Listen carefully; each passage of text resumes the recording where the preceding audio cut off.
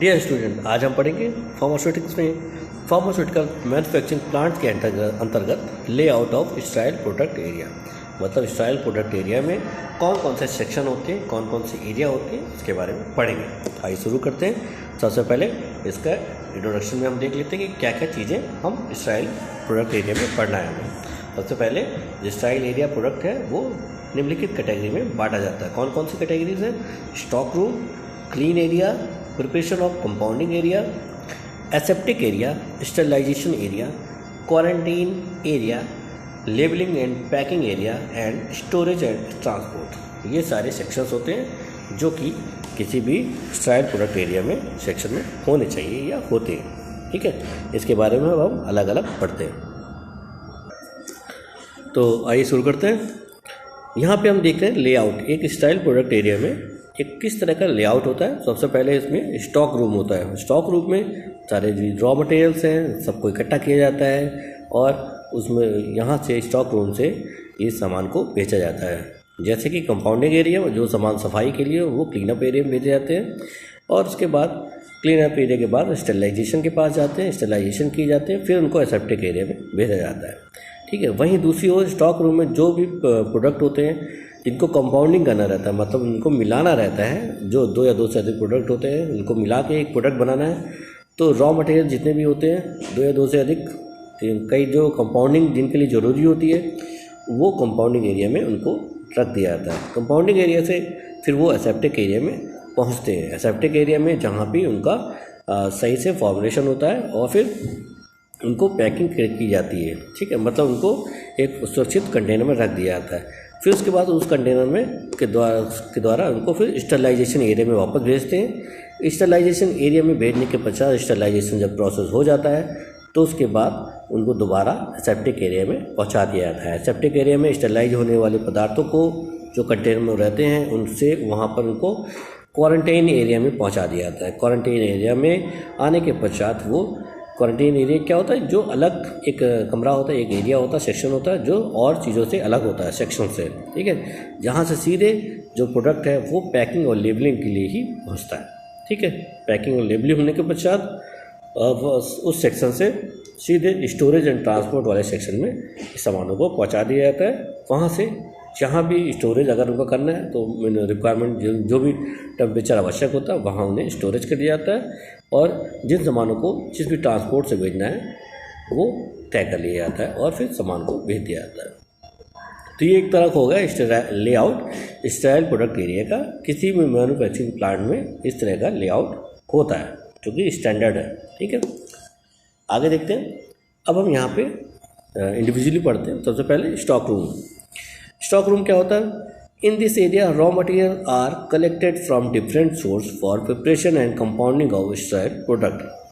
ठीक है, इस एरिया में रॉ मटेरियल को इकट्ठा किया जाता है, जो भी सोर्स होते हैं उनके वहाँ से इकट्ठा किया जाता है, फिर उनको कंपाउंडिंग और प्रिपरेशन करने के लिए उनको इकट्ठा किया जाता है। ठीक है, स्टॉक रूम से फिर क्लीन अप एरिया में या कंपाउंडिंग एरिया में पहुँचा दिया जाता है। ठीक है, क्लीन अप एरिया क्या होता है? इस एरिया में क्लीन एरिया में क्या होता है? This area has walls and ceiling from film coating materials. There should be no holes, corners और projection. The air should be free from dirt and microbes. All incoming air should be pass through filter with an accuracy with an efficiency of at least 95%। तो इस तरह के area में जो walls होती हैं, दीवारें होती हैं, छतें होती हैं, वो फिल्म कोटिंग मटेरियल द्वारा उपचारित होती हैं, मतलब उसमें लगा दिया जाता है और इसमें कोई भी इस तरह की दीवारों पर कोई भी छिद्र नहीं होते, कोई भी कॉर्नर नहीं हो, कॉर्नर मतलब ऐसा नहीं होता, कोई पोजीशन नहीं होता जहाँ पे भी मटेरियल या डस्ट जमा हो सके, एयर जमा हो सके।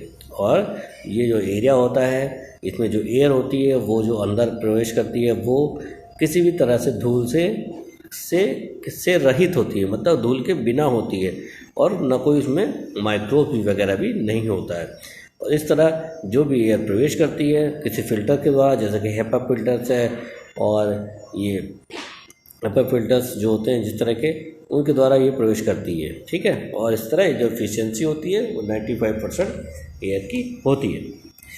प्रिपरेशन ऑफ कंपाउंडिंग एरिया में, इस एरिया में इन दिस एरिया फॉर्मूला जो होता है कंपाउंड किया था, मतलब जो 2 या 2 से अधिक पदार्थ होते हैं, वैकिल होता है, बेस होता है कोई भी एडिटिव्स अगर मिलाना है तो इस एरिया में मिलाया जाता है। उस एरिया में सारे पदार्थ को आपस में मिला दिया जाता है, मिला के एक प्रोडक्ट बनाया जाता है जिसको कहते हैं कंपाउंडिंग करना। ठीक है, तो कंपाउंडिंग कर लेते हैं तो उसके बाद इसमें उतनी क्लीनिंग की आवश्यकता नहीं होती जितनी एसेप्टिक एरिया में होती है। फिर भी नियंत्रित क्लीनिंग होना बहुत ही आवश्यक है, जिससे भी कोई भी धूल धक्कड़ ना पैदा हो सके जब भी कोई वेइंग कर रहा है या कंपाउंडिंग कर रहा है।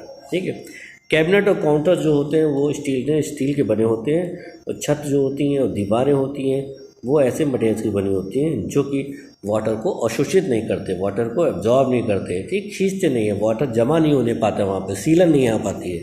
ठीक है, इस तरह की दीवारें, छतें और वॉल्स होती हैं या फर्श होती हैं। ठीक है, वहाँ पे सीलन वगैरह नहीं आती। आगे हम लोग देखते हैं next aseptic area. Aseptic area, इस एरिया में क्या होता है, छत होती है, वॉल्स होती है, फ्लोर होता है।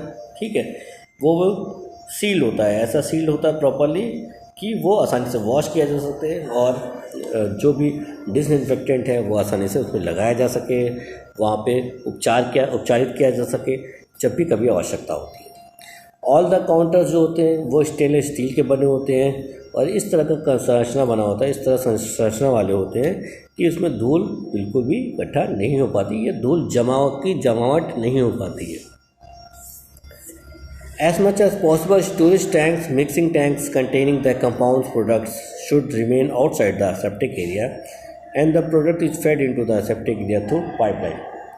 और इस तरह जहाँ तक संभव हो सकता है, स्टोरेज जो टैंक होता है, मिक्सिंग टैंक होता है जिसमें कंपाउंडेड प्रोडक्ट होते हैं, वो एसेप्टिक एरिया से बाहर होता है, और इस प्रोडक्ट जहाँ पे प्रोडक्ट को एसेप्टिक एरिया में फिट कर दिया जाता है, पाइपलाइन के जरिए वो एसेप्टिक एरिया से उस एरिया में पहुँचा दिया जाता है। उसके लिए कहीं बाहर से नहीं लेके जाते, बल्कि एक ऐसा रास्ता होता है, पाइपलाइन कह सकते हैं, जहाँ सामान को सीधे उस एरिया में पहुँचा दिया जाता है एसेप्टिक करने के बाद। ठीक है, तो एसेप्टिक एरिया में मेनली एसेप्टिक टेक्निक का प्रयोग होता है। एसेप्टिक टेक्निक्स क्या होती है? एसेप्टिक टेक्निक एक तरह की ऐसी विधि होती है जिसमें मटेरियल, इंस्ट्रूमेंट, कंटेनर या फार्मास्यूटिकल प्रोडक्ट जो होता है वो पूरी तरह से किसी भी संभावित सोर्स जो कि संक्रमण पैदा कर सकता है उससे सुरक्षित कर दिया जाता है। ठीक है, तो एसेप्टिक टेक्निक क्या होती है? एसेप्टिक एरिया में जो अपनाई जाती है एक तरह की ऐसी विधि होती है, ऐसा मेथड होता है जो भी material, instrument, container, pharmaceutical product इत्यादि को संक्रमण से बचाता है। जो भी उस संक्रमण का सोर्स होता है उससे वो बचाता है। बचाने की जो विधि होती है वो कहलाती है एसेप्टिक टेक्निक। ठीक है, जैसे कौन कौन से संक्रमण के सोर्स कौन कौन से हो सकते हैं? संक्रमण के सोर्स कौन कौन से हो सकते हैं? जैसे कि हवा हो गई, मॉइस्चर हो गया, कंटेनर हो गया, मिक्सिंग इक्विपमेंट्स हो गए। ठीक है, तो ये सारे सोर्स हो सकते हैं, और खुद स्वयं जो पर्सन है, क्वालिफाइड पर्सन है, पर्सनल है, उससे भी संक्रमण पैदा हो सकता है। तो इस सब चीज़ों को भी ध्यान रखना बहुत जरूरी होता है। और जैसे कि एटमॉस्फेयर है, जो व्यक्ति खांसता है, छींकता है, या हैंकरचीफ जो रुमाल्स होती है और अनस्टाइल इक्विपमेंट्स होते हैं, उस सब से भी ये संक्रमण हो सकता है। इसलिए इस तरह की विधि अपनाई जाती है। इसमें एक तरह का बॉक्स होता है जिसे कहते हैं एसेप्टिक चैम्बर। एसेप्टिक चैम्बर में ये एसेप्टिक चैम्बर क्या होता है? ये माइक्रोब से फ्री होता है, और इस तरह का जगह रूम होता है, कोई एसेप्टिक एरिया होता है, तो उस रूम को कहते हैं एसेप्टिक रूम। ठीक है, तो इसमें क्या किया जाता है? बहुत से प्रोसेस किए जाते हैं, जैसे कि फिल्ट्रेशन है, फिलिंग है, सीलिंग की जाती है कंटेनर की, इस एरिया में की जाती है क्योंकि ये माइक्रो ऑर्गेनिज्म से रहित एरिया होता है। इस एसेप्टिक रूम में जो डबल डोर होता है, 2 दरवाजे होते हैं एसेप्टिक एरिया में। इस एसेप्टिक एरिया में 2 दरवाजे होते हैं। एसेप्टिक रूम में प्रवेश करने के लिए जो प्रवेश द्वार होता है वहाँ पर 2 तरह के दरवाजे होते हैं। ठीक है, 2 दरवाजे, और दोनों दरवाजे के बीच में थोड़ा सा स्पेस होता है। ठीक है, जब भी एक दरवाज़ा खुलता है दूसरा बंद रहता है, और दरवाज़ा जब पहला दरवाज़ा बंद होता है तब दूसरा दरवाज़ा खुलता है। ठीक है, इससे क्या होता है? इससे संक्रमण एक झटके से नहीं आ पाता है, वो वहीं पे ठहर जाता है, जहाँ पे वो उसको यूवी लाइट वगैरह या शावर वगैरह होता है, हवा का शावर होता है, या डस्ट को हटाने वाले शावर का उपयोग किया जाता है उस एरिया में। ठीक है, और वहाँ पे कभी कभी यूवी लैम्प भी होती है जो कि उस पर पड़ती, जो व्यक्ति आता है प्रवेश करता है यूनिफॉर्म पहन के वगैरह वगैरह, जो ग्लव्स वगैरह कैप वगैरह पहन के आता है, उस दोनों दरवाजों के बीच का जो स्पेस होता है वहाँ पर यूवी लैम्प वगैरह होता है, जिससे यूवी लाइट पड़ती है व्यक्ति पर या जो भी सामान ला रहा है उस पर, जिससे जो भी बैक्टीरिया वायरस ये हो वो भी हट जाता है, रिमूव हो जाता है। ठीक है, और जो दूसरा दरवाजा तब वो प्रवेश करता है सेप्टिक एरिया में। ठीक है, तो इस तरह डस्ट को भी जाने से रोका जा सकता है, डस्ट कंट्रोल डिवाइस भी होती है, और माइक्रोब्स को जाने से भी रोक सकते हैं सेप्टिक एरिया में। ठीक है, तो मेन यूवी लाइट होती है, यूवी लाइट मतलब अल्ट्रावायलेट रेज जो होती है। ठीक है, और जो इस तरह का एरिया होता है सेप्टिक एरिया, उसमें ये ऐसी जगह पर होता है जो कि जहाँ पे कोई सीढ़ियाँ ना होती हो, कॉरिडोर के पास नहीं होता है, जहाँ लोगों का आवागमन बहुत ही कम होता है, और एसेप्टिक रूम की साइज़ जो होती है बहुत ही लिमिटेड होती है, बहुत मतलब उसमें समानता कुछ ही लोग जो नियमित संतुलित पर्सन्स होते हैं वही प्रवेश कर सकते हैं, और इनकी मेंटेनेंस कॉस्ट होती है वो छोटा रूम अगर बनाते हैं तो कम पड़ती है। ठीक है, वहाँ पर एसेप्टिक रूम में अच्छी लाइट की व्यवस्था होनी चाहिए, ग्लास पैनल भी यूज़ किया जाना चाहिए ताकि बाहर से भी कोई व्यक्ति देख सके कि अंदर किस तरह का काम हो रहा है, और डस्ट कंट्रोल डिवाइसेस होने चाहिए जिससे डस्ट ना आ पाए। ठीक है, और जो डबल डोर एंट्री वाला बताया सिस्टम, उसमें दोनों दरवाजों के बीच में कितना जितना स्पेस होना है लगभग 1 मीटर का स्पेस होना चाहिए। ठीक है, और जो भी वॉल है, दीवारें हैं, छतें हैं, टेबल्स हैं, वो एसेप्टिक रूम में ऐसी होनी चाहिए कि वो चिकना सरफेस होना चाहिए उनका, और आसानी से सेफ हो जाए, और किसी भी केमिकल से वो प्रभावित ना हो वो सरफेस। ठीक है, खराब ना हो सरफेस। आगे देखते हैं हम लोग स्टरलाइजेशन एरिया। ठीक है, स्टरलाइजेशन एरिया ये क्या होता है? स्टरलाइजेशन एरिया जहाँ पे स्टरलाइजेशन परफॉर्म किया जाता है। In this area, product and equipment can be sterilized and sent back to the septic area where it is transferred the product to quarantine area. Many sterilization methods such as physical method, chemical method, mechanical method are available, which should be selected with the respect to the material to be sterilized and equipment used. Safe handling requires knowledge of working and limitation of equipment. तो sterilization में जब भी कोई product आता है compounding area से, sterilise करते हैं उसको, स्टरलाइजेशन के बाद एसेप्टिक एरिया में वापस भेज दिया जाता है, और एसेप्टिक एरिया से फिर वो क्वारंटाइन एरिया में पहुंच जाते हैं जहां से वो पैकिंग और लेबलिंग वाले सेक्शन में जाते हैं। बहुत से स्टरलाइजेशन मेथड अपनाए जाते हैं फार्मास्यूटिकल मैन्युफैक्चरिंग प्लांट में, जैसे कि फिजिकल मेथड हो गया। फिजिकल मेथड में जैसे कि 2 तरह के मेथड थे, जैसे कि हमने बताया था फिजिकल मेथड में moist heat, dry heat sterilisation method थे, और रेडिएशन के द्वारा जो स्टरलाइजेशन होता है तो वो फिजिकल मेथड में आता है। फिजिकल मेथड में ड्राई हीट स्टरलाइजेशन आता है, जिसमें कि ड्राई हीट स्टरलाइजेशन में हॉट एयर ओवन, ठीक है, आता है, जबकि दूसरा मेथड है moist heat sterilisation method. Moist heat sterilisation method में ऑटोक्लेव इक्विपमेंट की सहायता से करते हैं। स्टरलाइजेशन बाई रेडिएशन से, रेडिएशन के द्वारा स्टरलाइजेशन करते हैं, जैसे गामा रेज होती है उसके द्वारा स्टरलाइजेशन किया जाता है। ठीक है, एक्सरेज है, इंफ्रारेड है, यूवी लाइट है, गामा रेज है, इनके द्वारा जो भी रेडिएशन अपनाया जाता है वो कहलाया जाता है sterilisation by radiation method. Physical method में इस तरह के स्टरलाइजेशन मेथड आते हैं, जबकि केमिकल मेथड में गैसेस द्वारा स्टरलाइजेशन किया जाता है और डिसइंफेक्टेंट द्वारा स्टरलाइजेशन किया जाता है। ठीक है, गैसेस मेथड में कैसे होता है, जो बैक्टीरियासाइड जैसे ये केमिकल्स में जैसे क्लोरोक्रिसॉल है, ठीक है, फिनाइल मर्क्यूरिक नाइट्रेट है, ये सब क्या है केमिकल्स हैं, इनकी सहायता से किया जाता है। गैसेस में जो एथिलीन गैस है, फिनॉल गैस, ये क्या कहते हैं एथिलीन ऑक्साइड गैस होती है, और फॉर्मेल्डिहाइड होता है, इनके द्वारा जो स्टरलाइजेशन किया जाता है वो केमिकल मेथड में आता है। जबकि मैकेनिकल मेथड में जो फिल्ट्रेशन इक्विपमेंट द्वारा स्टरलाइजेशन किया जाता है वो सारा वगैरह उसमें आता है। ठीक है, मैकेनिकल मेथड में जैसे कि ये सिंटर ग्लास फिल्टर है, मेम्ब्रेन फिल्टर है, ठीक है, और माइक्रोपोर्स, बहुत सारे सिंटर ग्लास फिल्टर आते हैं, मेम्ब्रेन फिल्टर आते हैं। मेम्ब्रेन फिल्टर हो गया, जो इस तरह के जो फ़िल्टर यूज़ किए जाते हैं वो कहलाते हैं मैकेनिकल मेथड से, और ये सेलेक्ट किए जाते हैं प्रोडक्ट कैसा है। प्रोडक्ट अगर बहुत ज़्यादा थर्मोलेबाइल है, हीट से ख़राब हो सकता है, तो फिर उसको मैकेनिकल मेथड द्वारा स्टरलाइज किया जाता है। ठीक है, और सारे प्रोडक्ट की एक जो भी स्टरलाइजेशन प्रोसीजर होता है सबकी एक कंडीशंस होती है, उसी के हिसाब से कोई स्टरलाइजेशन किया जाता है। और जो मटेरियल्स हैं उसको भी स्टरलाइज करते हैं और इक्विपमेंट है उसे भी स्टरलाइज किया जाता है। और पूरी तरह से सावधानी पूर्वक उसके जो रख रखाव होता है, हैंडलिंग प्रोसीजर होता है, उसकी नॉलेज होना बहुत ही ज़रूरी है। जो भी व्यक्ति उस सेक्शन में काम कर रहा होता है, जो वर्किंग करता है, और उसकी जो भी इक्विपमेंट है उनकी भी सीमितताएँ होती हैं, उसका ध्यान रखना बहुत ही आवश्यक है जब भी स्टरलाइजेशन एरिया में स्टरलाइजेशन परफॉर्म होता है। ठीक है, आगे देखते हैं। क्वारंटाइन एरिया में, क्वारंटाइन एरिया मतलब सबसे अलग एक एरिया होता है, सेक्शन होता है, जहाँ पर एसेप्टिक एरियाज के बाद से प्रोडक्ट क्वारंटाइन एरिया में पहुँचता है। यहाँ पे यहाँ पे क्या होता है, the purpose of quarantine area is that batch can be stored physically in a locked store to which access is restricted to a responsible person.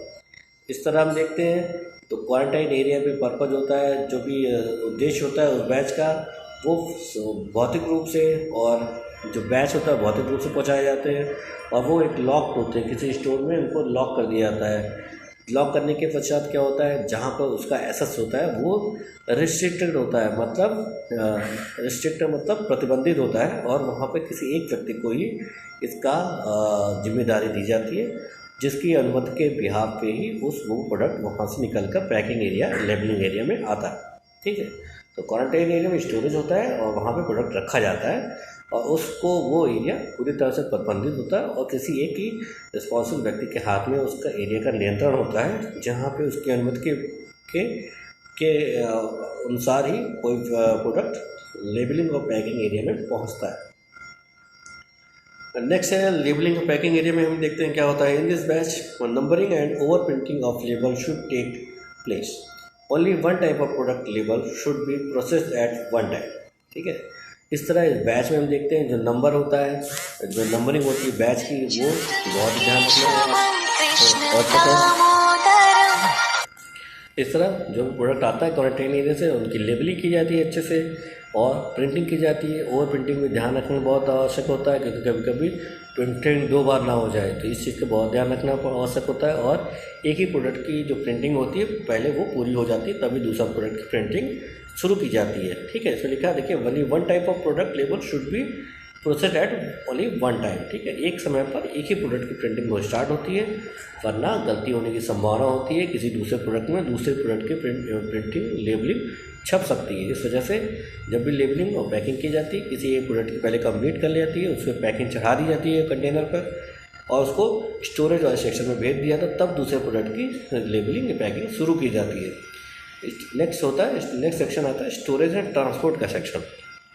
इस सेक्शन में क्या करते हैं, in this area packed product are manage for their storage and transport. इस section में जो area में होता है, उसमें जो प्रोडक्ट होता है वो पैक्ड हो जाता है अच्छी तरह से, और उसको मैनेज कर लिया जाता है, और फिर उनका भंडारण किया जाता है, और फिर वहाँ से जिस सामान को जहाँ भी पहुँचाना आता है ट्रांसपोर्ट के माध्यम से, वहाँ पे उसे पहुँचा दिया जाता है उसकी रिक्वायरमेंट के हिसाब से, कि उसका जो भी स्पेसिफिकेशन होता है, जो भी सुरक्षा होती है, उसको ध्यान में रखते हुए उसे स्टोरेज मतलब उसे ट्रांसपोर्ट के माध्यम से, आवागमन के रास्ते से उसे पर्टिकुलर डेस्टिनेशन जहाँ पे उसको पहुँचना है वहाँ पे पहुँचा दिया जाता है।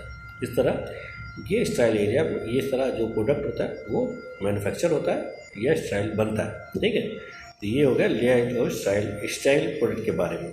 ठीक है, नेक्स्ट सेक्शन में इसके आगे का टॉपिक पढ़ेंगे, तब तक के लिए गुड बाय।